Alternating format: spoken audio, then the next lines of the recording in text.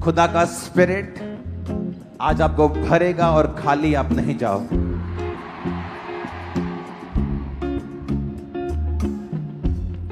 उठा अपने हाथों को। Thank you Jesus.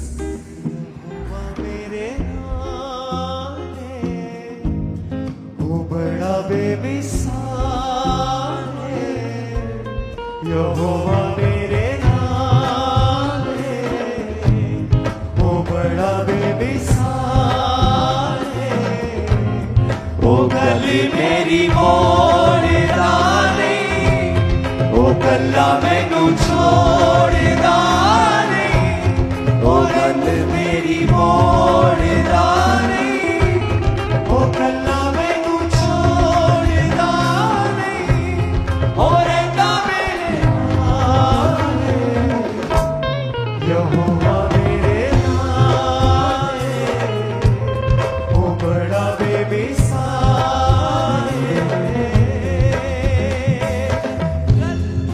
उठा अपने हाथों को। पिछले संडे मैंने आपको एक वीडियो दिखाई थी, मजा आया था देख के ना, कि मेरा परमेश्वर कितना परफेक्ट है। अगर आपने उस वचन को समझ लिया, आपके अंदर से डाउट खत्म हो जाए कि अगर पृथ्वी 10% दूर होती तब भी ये जीने लायक नहीं होती, 10% नजदीक होती तब भी जीने लायक नहीं होती। परमेश्वर ने उसे परफेक्टली रखा। किसके लिए? आपके लिए और मेरे लिए। आप जानते हैं, वैज्ञानिकों ने एक नया ग्रह खोजा है जो पूरी तरह से पानी से भरा हुआ है। ये उसकी तस्वीर है आपके सामने, पिछली स्क्रीन पर भी इसे ऑन कर दो। इसकी एक और तस्वीर है, ये पूरी तरह से पानी से घिरा हुआ। इसका नाम है TOI 1452b। पूरी तरह से पानी से घिरा हुआ, पूरा पानी है इस पे। जिस तरह पृथ्वी के ऊपर एक समय पूरा क्या था? पानी था। और परमेश्वर ने पृथ्वी को कहा था, सूखी भूमि दिखाई दे, पानी अलग हो जाए।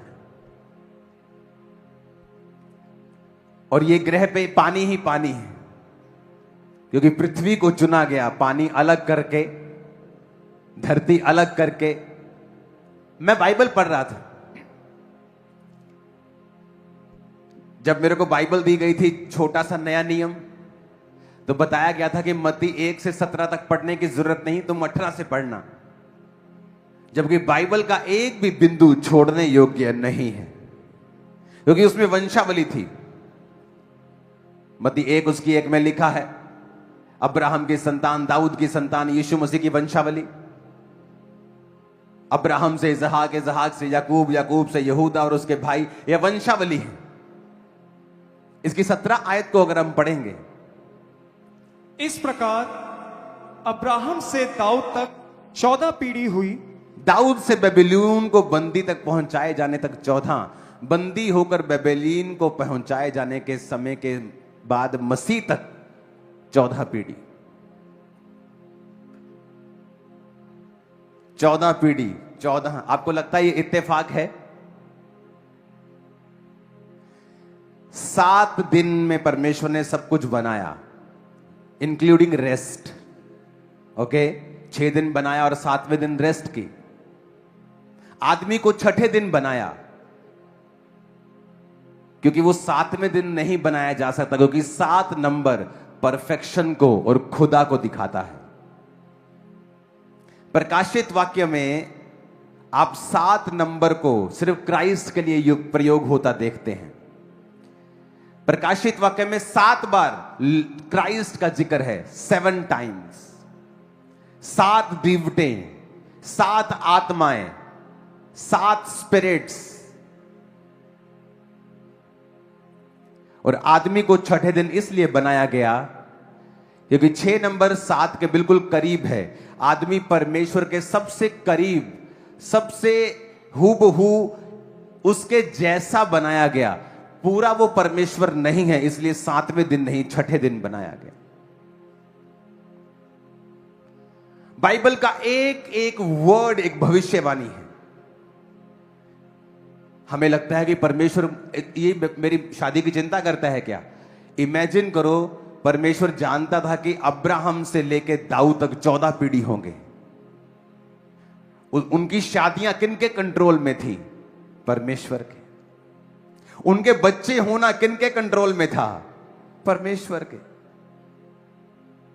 याकूब के 12 बच्चे होंगे, क्योंकि 12 का मतलब है गवर्नेंस। जब 12 शब्द आता है तो क्या आता है? गवर्नेंस। चेले कितने चुने? 12।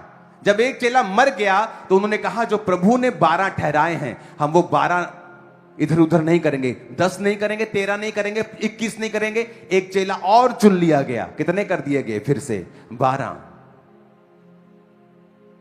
जो नया यरूशलेम, हेवनली यरूशलेम बनेगा, उसके 12 गेट हैं। जो ऊपर भीड़ दिखाई दे रही है 1,44,000 की, 12 इंटू 12,000। आपको क्या लगता है कि यह इत्तेफाक है?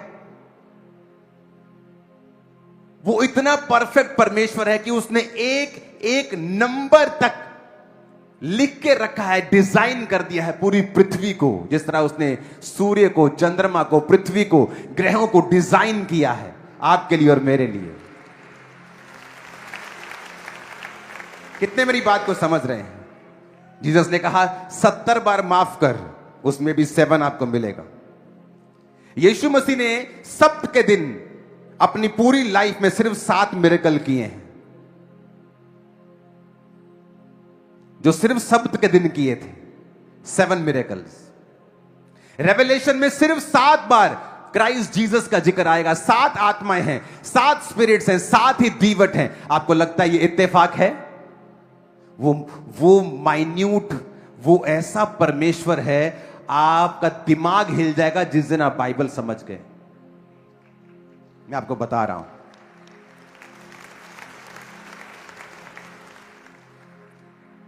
नए यरूशलेम में, विजन ऑफ हेवन में 12 गेट्स हैं, 12 फाउंडेशंस हैं। 7 हफ्तों का उसने, 7 दिनों का उसने हफ्ता बनाया। रेनबो में कितने कलर्स होते हैं? नामान को कितनी बार डुबकी लगाने के लिए बोला? यरीहो की दीवार को गिराने से पहले उन्होंने कितनी बार, कितने दिन चक्कर लगाए? आपको लगता है ये इत्तेफाक है? 7 मतलब परफेक्ट, 7 मतलब खुदा का नंबर।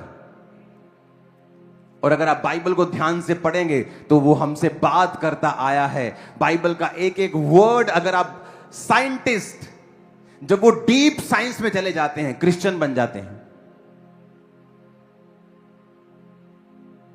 अब ये मैंने थोड़ी खोजा है, ये तो मैं साइंस की बात कर रहा हूं। ये ग्रह, मैंने दूसरी फोटो दिखाना, ये पूरी तरह से पानी से ढका हुआ है। NASA found a planet 100 light years away, खरबों किलोमीटर दूर, जो पूरा पानी से बना हुआ है। और पृथ्वी भी कैसी थी? परमेश्वर का आत्मा जल के ऊपर मंडलाता था। ऊंची आवाज में कहो हालेलुया। 7 कलीसियाओं को परमेश्वर ने लिखा। 7 ही सील्स थी, 7 ही ट्रम्पेट थे और 7 ही कटोरे थे। आपको लगता है ये इत्तेफाक है? इमेजिन करो, याकूब के 12 बच्चे होने थे। लिया, राहेल और उनकी 2 दासियां, 4 औरतों में से परमेश्वर को मालूम था 12 बच्चे ही मैं दूंगा। 4 औरतों को के गर्भ को परमेश्वर ने कंट्रोल किया हुआ था। आपको लगता है ये इत्तेफाक है? आपको इत्तेफाक लगता है ये? 4 औरतें सिर्फ 12 बच्चे ही पैदा करेगी। आपको लगता है ये इत्तेफाक है? उनके गर्भ को, इच्छाओं को भी परमेश्वर ने कंट्रोल किया हुआ था। मैं 16 अगस्त को परमेश्वर में आया। अपनी ओर से तो नहीं आया, मैं तो सुसाइड करने वाला था। जिस रात मुझे बचाया गया, अब 16 जनवरी को ही मेरी वाइफ मुझसे पहली बार मिली। 16 मार्च को मेरी बेटी पैदा हुई। इत्तेफाक है लगता है आपको? मेरा जन्मदिन जनवरी को है और मेरा स्पिरिचुअल बर्थडे अक्टूबर को आता है। मेरी वाइफ का जन्मदिन अक्टूबर को है और उसका स्पिरिचुअल बर्थडे जनवरी को आता है। आपको इत्तेफाक लगता है?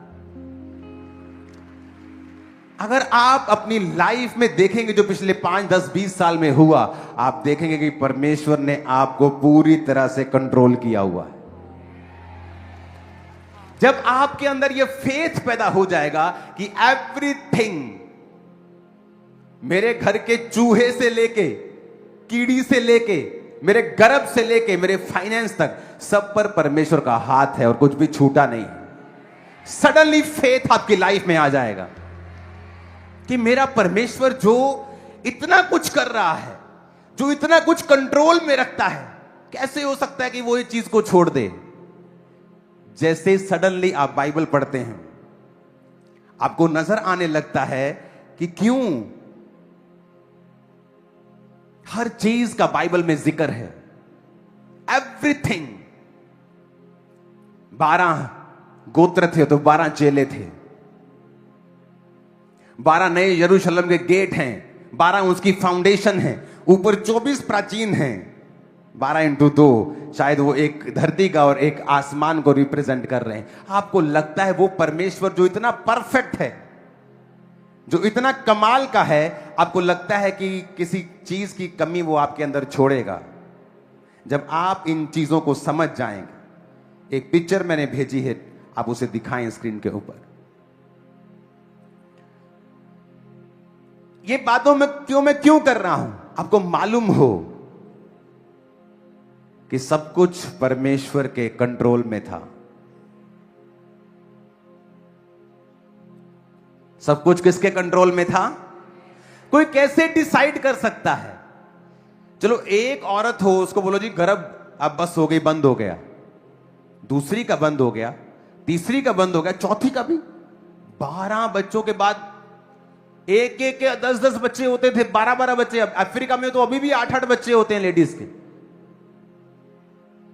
मैं अफ्रीका में था तो वहां पे एक सिस्टर थी, तो मैंने जब उसने बेबी पकड़ा, मैंने कहा आप कितने बेबी चाहते हो? कहती मैं 8 बच्चे पैदा करना चाहती हूं। उनके वो स्पिरिट, उनके ट्रेडिशन में है, ज्यादा बच्चे चाहिए उनको अच्छा लगता है ज्यादा बच्चे। अभी भी वहां 8-8, 10-10 बच्चे पैदा होते हैं एक औरत के। तो ऐसा क्या हो गया कि 12 के बाद सब चारों स्टॉप हो गई जन्ना, क्योंकि सब कुछ परमेश्वर के हाथों में था। वो परमेश्वर जिसके हाथों में सारा कुछ है, जो इतना कंट्रोल करता है लाइफ को, समय को, हवाओं को, लाइफ को, जिसको फ्यूचर तक पता है। एक आदमी ने बाइबल का चार्ट बनाया, जिसने पुराने नियम से नए नियम, नए नियम से पुराने नियम। जब उसने उस चार्ट को बनाया तो पूरा गोल चार्ट बना, क्योंकि वो सब एक दूसरे से लिंक करने लग गई थी। हजारों सालों में अलग अलग व्यक्तियों को परमेश्वर ने बाइबल लिखने के लिए इस्तेमाल किया, लेकिन हर चैप्टर परमेश्वर के बारे में सटीक बात करता है, और बाइबल में एक भी गलती अब तक नहीं निकाल पाए, क्योंकि यह परमेश्वर ने खुद किया हुआ है। इमेजिन करो, मैं आपको क्यों यह बता रहा हूं कि आपको मालूम हो कि आपकी लाइफ और गर्भ और सब चीजें किसके हाथ में हैं। ह्यूमन सेल, आदमी का सेल ऐसे दिखता है, देखो। अगर आप इसे बहुत डिटेल में चले जाएंगे, दूसरी फोटोज दिखाना, ये ह्यूमन सेल है। आदमी के अंदर पता है ना, कैंसर सेल होते हैं, दूसरे सेल, ये आदमी का सेल है। वो जो दिखता नहीं है, वो जो माइक्रोस्कोप से भी इतना डिटेल में नहीं दिखता होगा, उसको परमेश्वर ने इतना सुंदर बनाया है। आपकी लाइफ का वो कैसे सुंदर नहीं करेगा, बताओ? जो दिखाई नहीं देती, जिनका कोई मतलब नहीं है,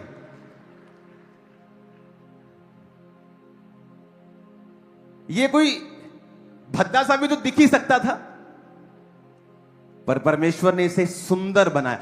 आपके अंदर जो दिखाई नहीं देता वो इतना सुंदर है, जिसको अपना लहू मोल देके खुदा ने खरीदा होगा, आपको क्या लगता है क्या हाल करेगा वो आपका?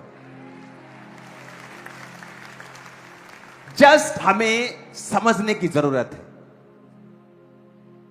कि वो परमेश्वर जिसने उत्पत्ति से लेके प्रकाशित वाक्य तक एवरीथिंग परफेक्ट डिजाइन किया है, उसमें आप भी हैं, मैं भी हूं, उसमें आप भी हैं। हमें प्रभु की प्रेजेंस में रहकर, उसकी प्रार्थनाओं में बने रहकर उस डिजाइन को लेना होता है जो खुदा ने आपके लिए सोचा हुआ है। अगर आपको धर्म का चश्मा लगा है तो फिर भी आप वो नहीं ले पाएंगे। आपको किसी से डर है कि आप बपतिस्मा नहीं ले रहे हैं क्योंकि आपको लोग क्रिश्चियन बन गया कहेंगे, फिर भी आप उस आशीष के काबिल नहीं हैं। आप उस परमेश्वर को मान रहे हैं जिसने शुरू से, अब देखो किसने डिसाइड किया कि अब्राहम से लेकर दाऊद तक 14 पीढ़ी होंगे, बंदी बनाए जाने तक दाऊद से लेकर 14 पीढ़ी होंगे, दाऊद से लेकर मसीह तक 14। अरे वो एक पत्ता नहीं हिलता कहते परमेश्वर की मर्जी के बिना। उनके बच्चे भी खुदा की मर्जी से पैदा हो रहे हैं।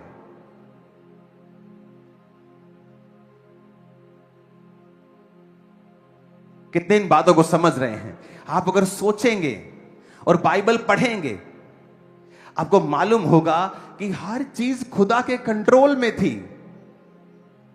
वो ह्यूमन भी थे, जब गलती करते थे परमेश्वर ने डांटता था, सजा देता था, लेकिन एवरीथिंग गॉड्स डिजाइन के अंदर था। ऊंची आवाज में कहो हालेलुया।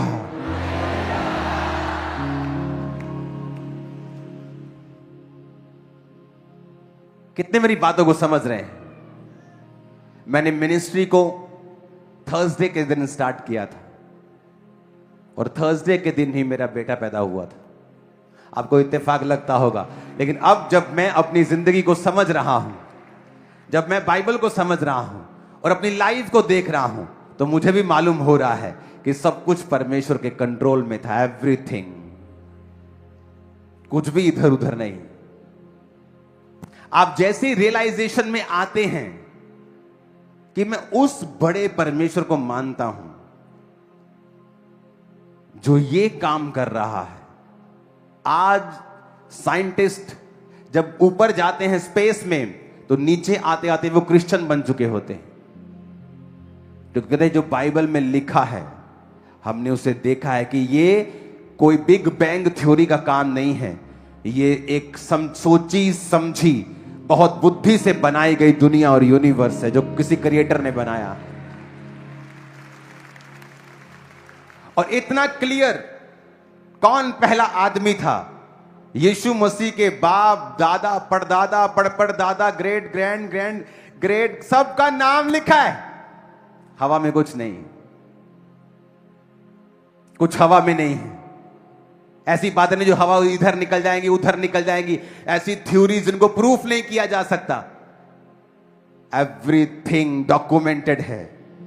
जीसस क्राइस्ट उन इतिहास के पन्नों में भी डॉक्यूमेंटेड हैं जो क्रिश्चियन इतिहास नहीं है। वहां पर भी मसीह यीशु का जिक्र है, एक ऐसा मिरेकलस आदमी जो चमत्कार करता था, जो क्रिश्चियन बुक्स नहीं है, इतिहासकारों ने लिखी हैं, और वो क्रिश्चियन नहीं थे।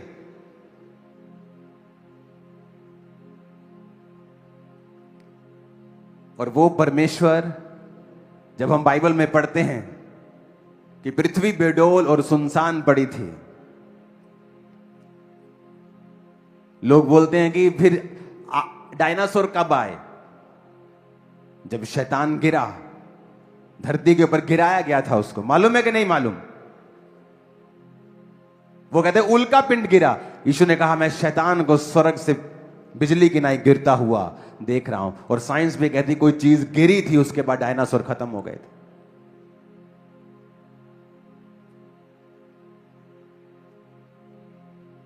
उस परमेश्वर को आप मानते हो जिसने आपके सेल को इतना ब्यूटीफुल बनाया है, जो दिखता नहीं, इमेजिन करो, जब आप समझ लेंगे कि सब कुछ मेरे लिए है, खुदा मेरा महान है, आप कंप्लेंट करना बंद कर देंगे और उसकी तारीफ करेंगे रोज। अगर ये वचन आपको आशीष दे रहा है तो इसे अपने जीवन में अपनाइए और दूसरों तक भी जरूर पहुंचाइए। याद रखें, केवल यीशु ही जीवन का सच्चा मार्ग, सत्य और जीवन है। अगर आप चाहते हैं कि परमेश्वर का वचन रोज आपके दिल तक पहुंचे तो हमारे चैनल को सब्सक्राइब करें, वीडियो को लाइक करें और बेल आइकन दबाना ना भूलें। प्रभु यीशु आपको आशीष दे, आपको सुरक्षित रखें और आपके जीवन में अपनी शांति और सामर्थ भर दे। धन्यवाद। मिलते हैं अगले वचन में।